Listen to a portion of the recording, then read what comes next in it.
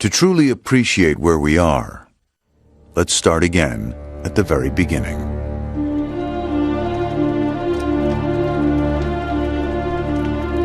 On an island on the other side of the world.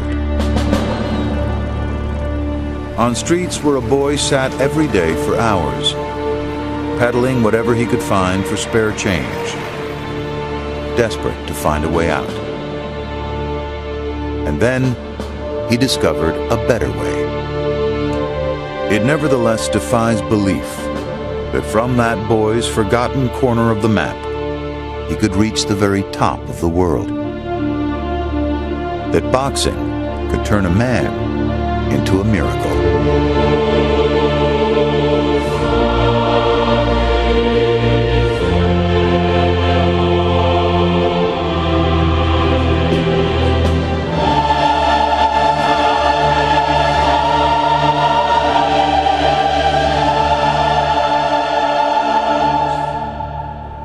It makes more sense in his case, even if his beginning came on streets that offered hardly any more promise. The craft was a family business. A comfort with conflict was embedded in his blood. Fame and fortune in view at much closer range.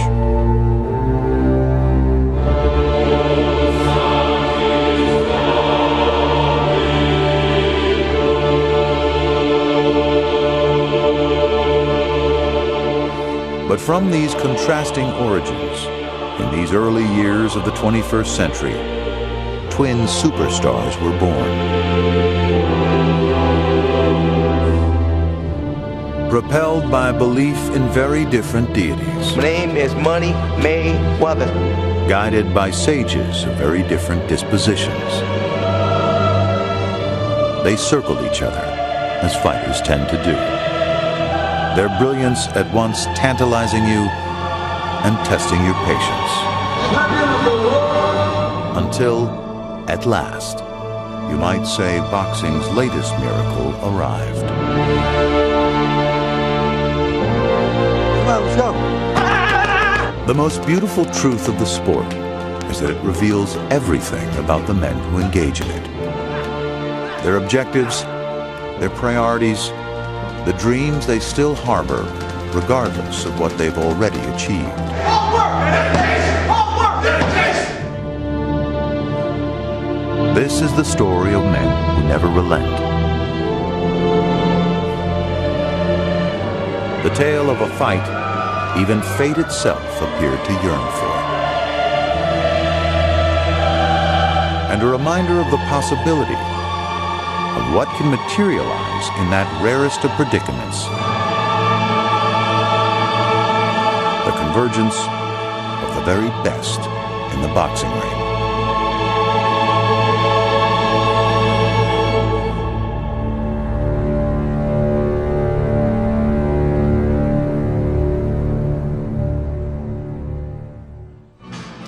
And welcome to Las Vegas, Nevada on a beautiful spring afternoon. Folks, we are at the MGM Grand Hotel and Casino for what is the biggest boxing event of 2015 and perhaps of this entire generation. A fight card that has been years in the making and is now less than 1 hour from getting underway.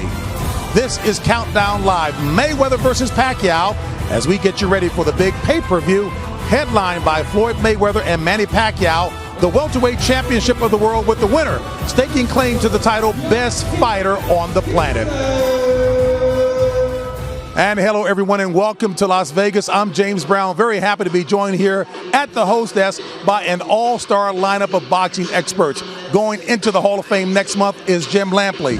In the Boxing Hall of Fame already is Al Bernstein, the one and only Roy Jones Jr., and a guy who is still fighting and announcing, Paulie Malignaggi. Guys, we'll get your thoughts in just a moment about the main event, but this incredibly talented quartet with me here at the desk, just part of the overall group of broadcasters who we have assembled to bring you every angle and aspect of this spectacular affair.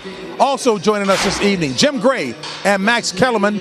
They'll serve as our reporters and talk with both main event fighters. Inside the ring, Michael Buffer and Jimmy Lennon Jr. will share duties as they call the marquee fighters to the arena before the main event gets underway. And we'll also have a dynamic duo scoring the fights unofficially for us. Steve Farhood and Harold Letterman will handle those duties.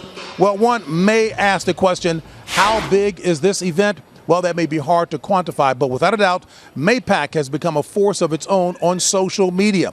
This fight has been debated and discussed by fans for over 5 years, making Mayweather-Pacquiao a hot-button topic for just as long. Showtime's Mauro Ronaldo files this report. Every generation has a defining fight, the kind of battle that leaves an indelible imprint on history, a primal display of courage and athleticism. It proves all men are equal. It's the perception of good versus evil on a different battlefield.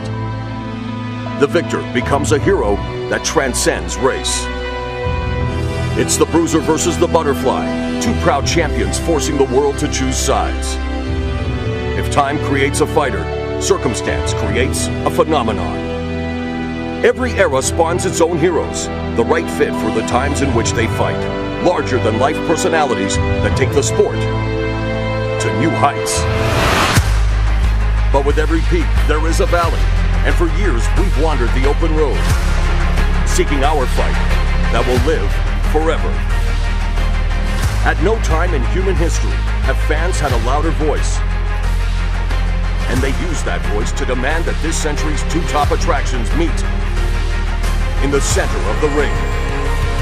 After 5 long years and a chance encounter, lightning has finally struck.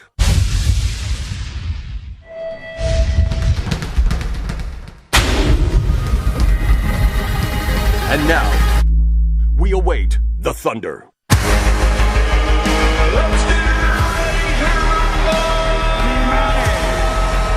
Our goal is to give the fans a good fight. The biggest fight in boxing history. And I'm a part of it, so.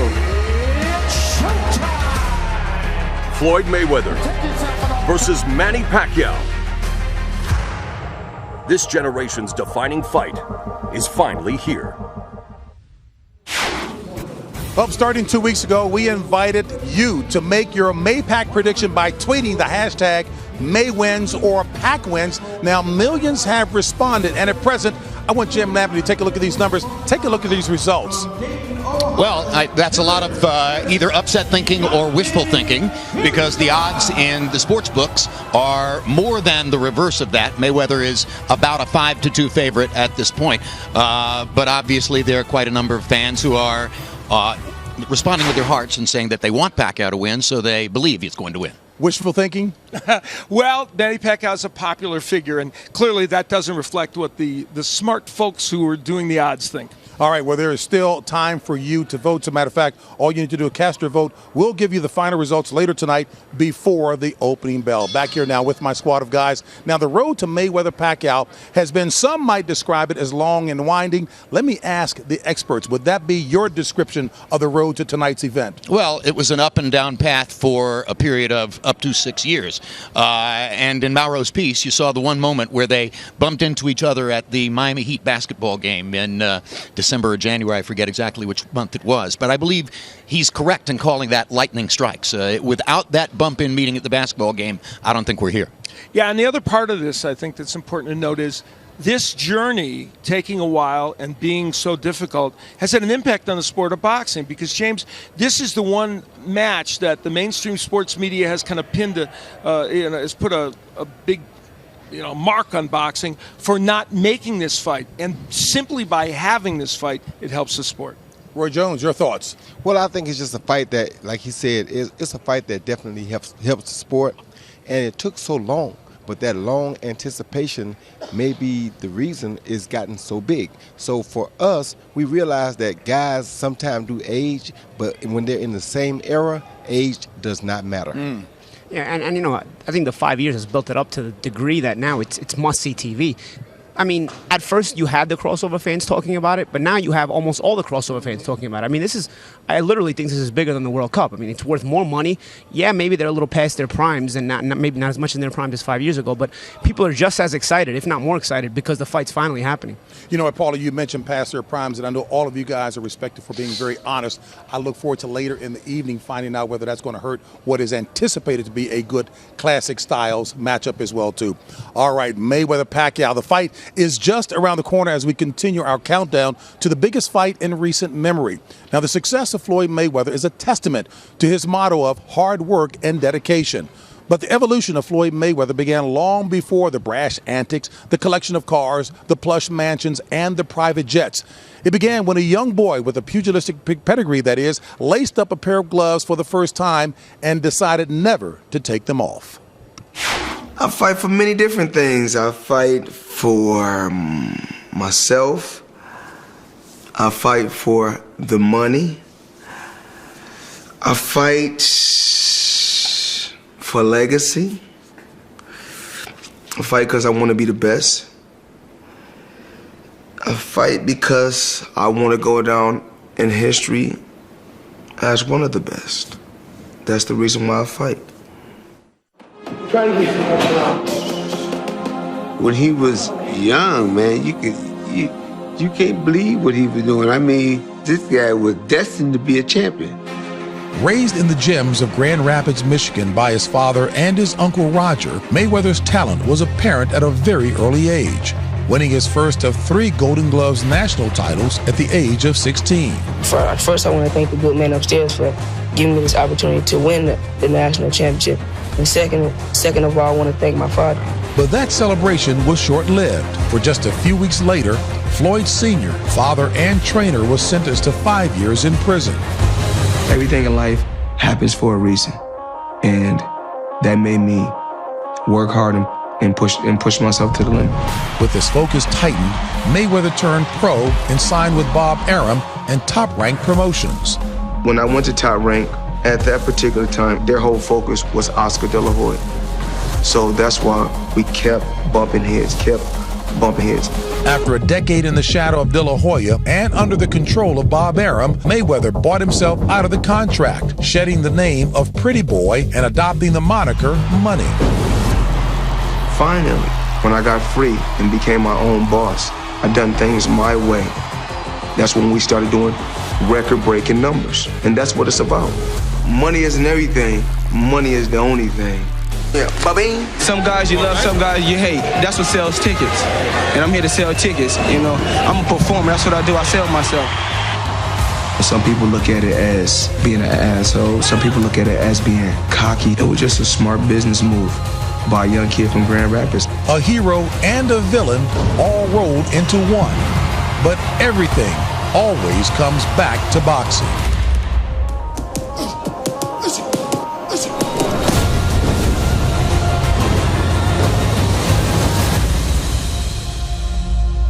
I worked my whole life to get to this point. I was destined to be where I'm at. Statement for sure to say an impressive boxer, but Al, you were there for his fight back in 1996.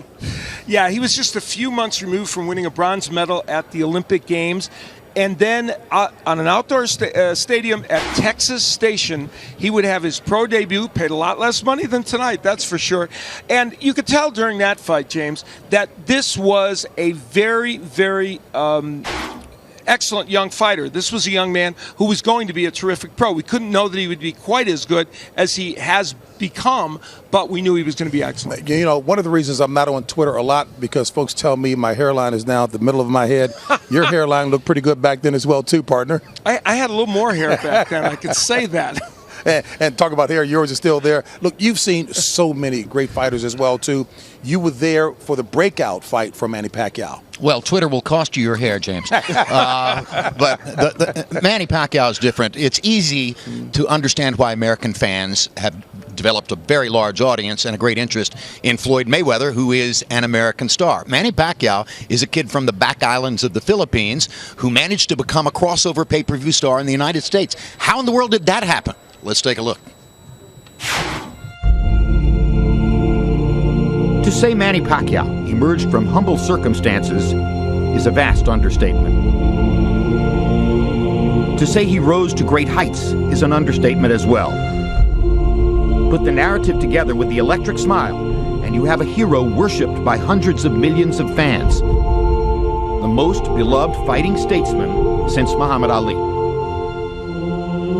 For boxing purposes, the story begins when a skinny southpaw flyweight thrives in the Philippines, winning his first lineal world title before ever setting foot on American soil. His first appearance here was in 2001 as a last-minute opponent on a pay-per-view undercard in Las Vegas. For Lisanola Ledwaba against Manny Pacquiao, I'll get it right, Pacquiao. By the 6th round, we had his name straight, and a knockout sensation was born. That's a TKO victory for the very impressive Manny Pacquiao. He was so fast, he needed no deception. Double jab, straight left hand, over and over. But it wasn't until 4 years later, after a decision loss to Eric Morales, the trainer Freddie Roach convinced the Filipino star he needed to add a quality right hook. And with that new weapon, he went to a different level. Brilliant and courageous performance by the pride of the Philippines. In 2008, on something of a media dare, Pacquiao moved up 12 pounds to welterweight to face Oscar De La Hoya. It's done! Manny Pacquiao has beaten Oscar De La Hoya. That knockout victory launched Pacquiao's unlikely run through a lineup of larger stars and took him to the pound-for-pound stratosphere. Cotto has been softened up for the kill. Now Kenny Bayless does his duty. At the height of his popularity, he was elected to Congress in the Philippines, do hereby solemnly swear, broadening his identity in a way his origins would never have predicted. Over time, his commitment has proven serious, substantial, and enduring. But through it all, something very significant was missing from Manny Pacquiao's storied life and career. Floyd Mayweather. Until tonight. An impressive young man. Talk about a route indeed. Is that unprecedented from the fighters you've seen as well, too, what he has become? This is the only sport where somebody can come from absolutely nowhere to the top of the world. He has done that to a certain degree. Floyd has done the same thing. No question about that. Al, you've watched both fighters their entire career. Break down what you expect to see happen. You know, when these two fighters are about as different outside the ring as they could possibly be, and inside as well. And when you have two very different styles, it makes putting together the keys to victory very intriguing, and that was the case for this fight. Floyd Mayweather's superb boxing style is all about nuance and adaptation, and yet ironically, his keys to victory remain constant for most fights. Mayweather can fight very well off the ropes, but that's the only place he's vulnerable, so he's better off in center ring. Floyd does not want a frenetic pace like his first fight with Marcos Maidana. The right hand is the staple of Mayweather's attack, and he delivers it with frightening accuracy. He often uses a feint with his left to set up the right hand. Using a feint with his left, Mayweather gets the right in, and, especially against lefties, he almost always scoots to his right to avoid a counter left hand, the kind that southpaw Pacquiao throws extremely well. In Manny Pacquiao's great career, he was first a dedicated power puncher and then a boxer puncher with power. He's looking for the latter in this mega fight. To win this fight, Pacquiao needs to overwhelm Mayweather with activity. If he attacks in a straight line, he'll be nailed with counter right hands. Pacquiao's left hand is quick and powerful, and it could be very effective in this fight. Even when an opponent is moving, Pacquiao can land the left at just the right time. He unloads it with power and accuracy, and he'll need this to be effective against Mayweather. Insightful information there as we thank Al Bernstein for his Hall of Fame insight into our upcoming main event for the welterweight championship of the world. And folks, we are pleased now back here at the host desk to welcome another Hall of Famer, the former undisputed heavyweight champion of the world, Mr. Lennox Lewis. Lennox, thanks for joining us as well, too. Hey, give me your thoughts about this main event. How do you see it breaking down from your eyes? From my point of view, I think Manny Pacquiao has to start off fast, and he has to have a constructive offense in the sense that he can't rush in too fast. So it has to be controlled aggression, getting in there, making sure that when he comes out of these punches, that he comes out clean and not get hit. Why does he have to start off fast? I believe that if you lay back and allow Floyd to conduct the pace of the fight, then it's his fight. So you gotta bring him out of his comfort zone and make him do things that he's not used to. Paulie Malignaggi, your thoughts? Well, going along those lines, I do believe Manny has to start fast. I don't think you can have a patient fight and allow Mayweather to kind of break you down and dictate the terms of the pace of the fight. Having said that, if you're going to start fast, you need to be effective because it's a double-edged sword. I remember an opponent named Jesus Chavez who fought Floyd Mayweather during his first title reign at 130 pounds. Came out in their fight throwing 100 punches a round for the first 3 rounds, but he wasn't that effective. He might have won the 2 of the first 3 just based on activity, but he didn't do enough damage to Floyd. And in the end, he ended up stopped in the 9th round because he just didn't have enough. He punched himself out. So it's a double-edged sword. You got to be busy. You got to start fast, but you got to be effective. Talk about quickness personified. That certainly explains and describes Roy Jones. Your thoughts? Well, I think he has to start fast too, JB. But the thing about him starting fast is he has to be effective, and he has to also work the body. He can't just go to the head, because if he's tired in the late rounds, by working the body, he'll have Floyd a little tired too. If he doesn't go to the body, then he'll use all that energy trying to hit Floyd, and if he's not able to hit him like he wants to, Floyd is going to be fresh in rounds 8 through 12. That's not where you want to be. Albie? Yeah, you know, one of the things Freddie Roach talked to us about at the fighter meeting was that their plan, their hope is that Manny Pacquiao can come in, throw a couple combinations, throw some punches, and then move. They feel like people stay at the dance too long with Mayweather. When they pressure him, that's why they get hit with those counter punches. We'll see if Pacquiao can do that. You know, listening to Roy Jones talk about getting to the body, again, for a lot of the casual fans who will be watching this big event, can Pacquiao get to the body of Floyd, who is so quick, so elusive, a great defensive fighter? But Pacquiao is a great fighter as well, and he's quick on his feet, and he has great reflexes. So when, Floyd thinks he's got him with 2 punches, Pacquiao can come back with 3 punches. So he's got real quick hands as well. With an event this big, certainly the most desired hope is that it will live up to its expectations. You know, you talked about, is it 5 years too late? Do we still have the opportunity to see a fight match up to all of the hype, Paulie? Well, is it 5 years too late is a good question, but at the same time, these are still 2 guys at the top of the sport. So it gives it a great chance to still live up to the hype. They're still very, very much at the top of the sport, better than most of the welterweights in the world, if not the 2 best welterweights still. Roy, your thoughts about that? I think the same thing. However, when you put 2 great basketball players against one another, whether one being old or both being the same age, if they're in that same era, you're going to get the same fireworks no matter where they come from, who they are, or what they're doing. Boy, go ahead, Al. Yeah, I would say let's look back at when Muhammad Ali first fought Joe Frazier. It was fought at a ridiculously high skill level, and it was a very exciting fight. But when they fought years later in the Thrill of Manila, maybe not at the same skill level, but a more exciting fight. Oftentimes when fighters are older, it's more exciting.